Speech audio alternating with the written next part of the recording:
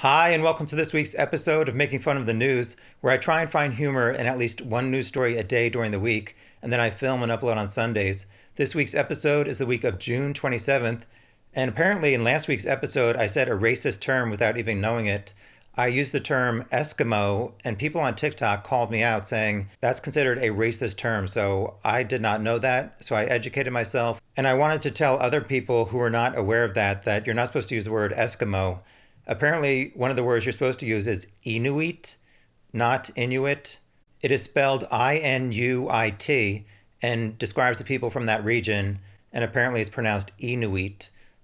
Although I'm probably messing that up too. No offense, but at least I'm trying. So this week's episode may be offensive in a different way in that I don't know that it's really that funny, but at least I tried. So here we go. Do you remember Atari? If so, the bad news is you old. But the good news is you still have some childhood memories still floating around your rapidly deteriorating brain. For the young people who were stupid enough to follow me on social media, Atari was one of the first and most popular video game consoles and included the console, a joystick, and a cartridge for each individual game. This was back in the olden days when if you wanted to turn your TV on or off, you had to get up off the couch and do it your damn self because there's no remote controls.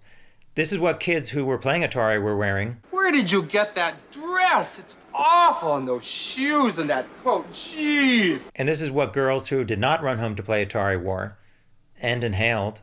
The joystick was hard to maneuver, loud, and misnamed because no child ever received any joy playing Pong. This better edit well, or else I just move my head and hands for no reason. I watched a video about the most popular games on Atari, and I had forgotten most of them, even though I had played most of them. I guess my memories were replaced with new memories like Antoine Dodson. I don't think I'll ever get that song out of my head. I also forgot how annoying some of the sounds of the video games were. I hadn't been that triggered hearing a sound from my past since I heard the sound of connecting to an internet via 56K modem. A lot of my viewers seem to like low-quality humor, so if you also like low-quality video games, Atari is releasing their games in November on most current video game consoles. So if you can't afford one right now, maybe you should be like your dad when he was a kid and go get a newspaper route so you can pay for it in November. Oh wait, they don't have newspapers anymore. Most people get their news from Tom Webster on a bed. A boat coming back from a fishing tournament was struck by lightning 100 miles off the coast of Florida. That's one way to knock a smile off of someone's face. I think the guy's gang symbol may have acted like a lightning rod. The lightning caused their boat to stop working, so they had to send out a radio rescue message to the Coast Guard. Rescue me! Although 100 miles seems kind of far from the coast, shouldn't they have contacted the Atlantic Ocean Guard or the Gulf of Mexico Guard? Anyway, they lost the fishing tournament and feeling in their extremities, whatever those are. But they're excited to win a free helicopter ride. If they did not get seasickness in the boat, they probably got air sickness in the basket going up to the helicopter. One of the boaters posted on Instagram that she's trying to look on the bright side of her unique new hairdo by saying that at least she has a good story about why she's having a bad hair day. Also on the plus side, the fish that they caught were cooked immediately. Or I guess that's a negative if you like fish raw, like Alec Baldwin. Speaking of inappropriate breeding references, one of the passengers was pregnant. I guess the clouds in the stormy sky weren't the only ones impaling people. That really didn't make sense, but when it popped into my mind, I cracked up, so I thought I'd share it with you. Did anybody crack up? Did you get it? No? Okay. I guess she should name her kid Lucky Strike, or Zap, or Chocolate Thunder, or not. I'm surprised that the people on the boat didn't curse when the lightning struck, because like peanut butter and jelly, lightning and cursing usually go well together.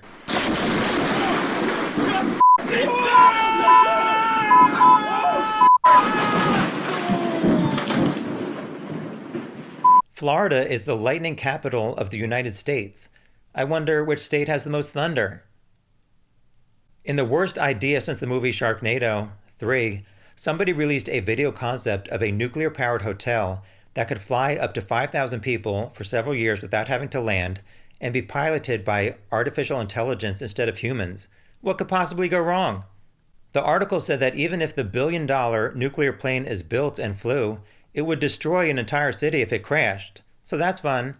It was advertised as a great place for a wedding on the wing. I mean, isn't her hair supposed to be flowing a little bit more if it's 500 miles per hour out there?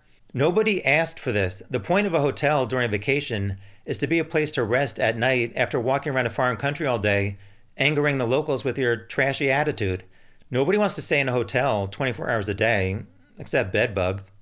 This only became a news story after some guy who's really good at computer graphics thought it'd be a fun project, and then viewers started to tear him and his dreams apart. So that's fun. The concept hotel is referred to as Sky Cruise and was not the only cruise in the news this week. 60 people got into a huge fight after an alleged threesome, aka somebody docked their in the wrong port. The headline would have been more interesting if it was three-person brawl sparked by 60-some. I mean, it was a Carnival cruise. Isn't that the only thing carnies have to do when the circus is over? Anyway, the fight lasted 1 hour. Everybody was kung fu fighting, which was 55 minutes longer than the threesome. The fight started on the 5th floor and then went down to the 1st floor, which seems to be a recurring theme in this story, which started by somebody going down on 2 other people. So that's fun. Delete.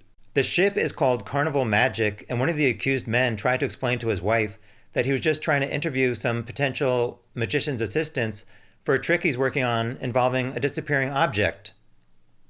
The woman on the right said that the fight was a lot more entertaining than any of the ship's nightly shows. No, seriously, she seems to be really enjoying it. After the Coast Guard escorted the ship back to port in New York City, the police said they would not arrest anybody because all of the passengers had already suffered enough having to take a cruise for vacation. Morning, Monty.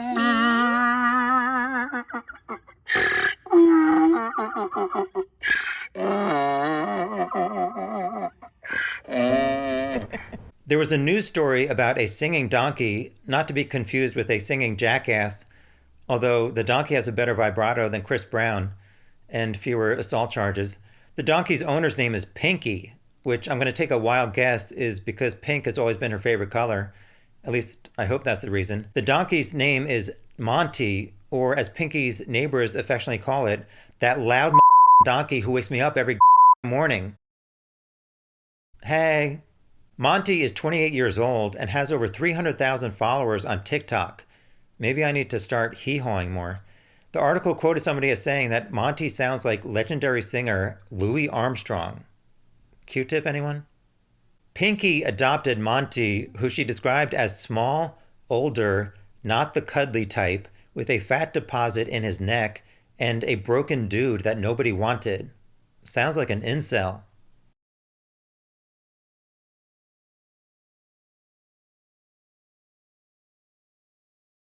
Did she just feed a donkey 5 Peeps Easter bunnies made out of marshmallows and sugar? Hashtag donkey diabetes. I mean, I guess horses eat sugar cubes, but those are a treat made out of geometric shapes, not another animal running around your property. Here's Monty after he had too many Peeps. Sugar, sugar, sugar, sugar, sugar, sugar, sugar, sugar. Sugar. A male Mexican mayor married an alligator, so that's fun. His new bride had her mouth sealed shut, which a lot of men are hoping becomes an acceptable tradition when marrying human brides. It also prevented the mayor from having anything in common with John Wayne Bobbitt. The bride's father waddled her down the aisle and said he was happy to give her away because she was always snapping back at him. The groom is the mayor of the city San Pedro Huamalula. Nailed it. Which translates to St. Peter, cover Jesus' eyes so he doesn't see this nonsense. The bride wore a variety of dresses. Who does she think she is, Cher? Her name is Maria Isabel, which translates to, for the love of God, somebody hurry up and turn me into a handbag. In some parts of the world, men become priests so they have a good excuse not to marry a woman. The 2 white stripes on his face represent how many bottles of tequila he's already drank. Tequila. The mayor wasn't the only one who was drunk. The articles I read on this story were a mess. Some of them called it an alligator, some called it a crocodile. One article said the mayor's name was Victor Hugo Sosa and that Maria Isabel was 7 years old. And another one said that the mayor's name was somewhere on this paper. What was it? Joel Vasquez Rojas, and that Maria Isabel was 3 years old. One year you're a child bride, the next year you're on eBay as child hide.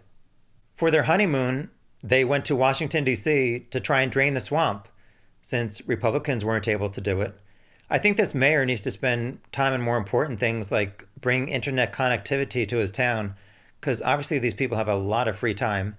They also don't seem to have cars because everyone walks everywhere. The ceremony is an annual tradition in hopes of bringing plenty of seafood to the townspeople for the next year. But shouldn't they kill the alligator so it doesn't eat the local seafood? They did not mention what happened to last year's bride, but in case you're hungry, here's a recipe for alligator soup. There were 2 truck accidents this week after drivers were speeding around sharp corners.